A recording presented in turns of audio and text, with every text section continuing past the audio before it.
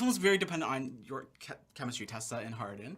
How do you achieve the chemistry, and what was involved in achieving that for the audience? Because the fan base is real. Yeah, I mean, we really took a kind of shot with them, the two of them, because they hadn't had a chemistry read. Right.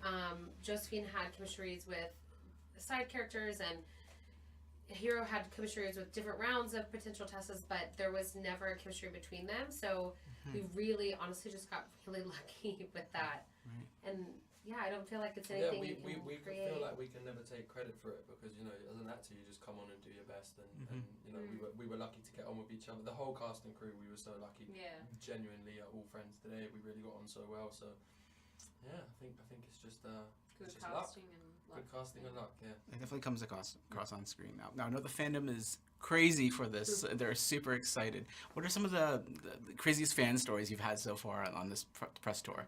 I can give them a lot of cat-related.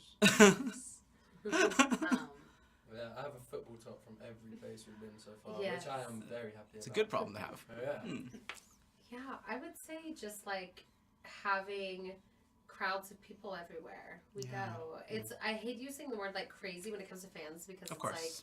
like a passion, but I think just having crowds wherever we go and them screaming, and there was a night that I wouldn't say crazy, but it was intense where they were chasing the car. Oh my goodness. And it And sort of nobody felt in the a car. little like a nice zombie apocalypse. It was a Yeah. loving zombie apocalypse. Yeah, it was just funny because it's like I don't know, it was just the way it was because it was like another level of things. Like you see like, Justin Bieber getting his car chased, but I never thought I'd be in a car that people would care enough to chase.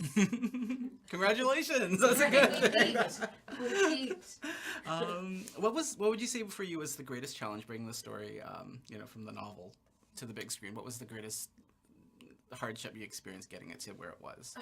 Timing mostly because the books are so long and there's just so many plot lines and you have to be selective on what makes a good film and kind of separating the book. As much as I obviously kept the book in mind, all of us did, but there are things that just work in a book that don't work on screen. So I think finding the balance of keeping it true to the story but also making it a good film, even if you've never heard of the books, because if the film does its job, there people who have never even heard of and maybe will never read the books will still love the film. Right.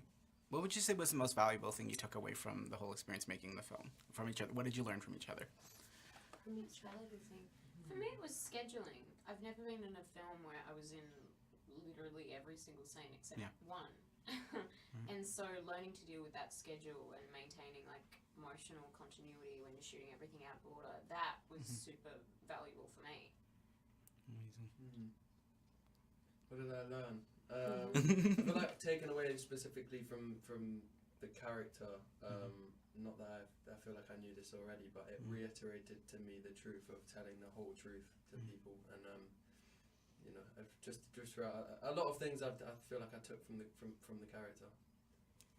I feel like I learned that I really like producing. Yeah.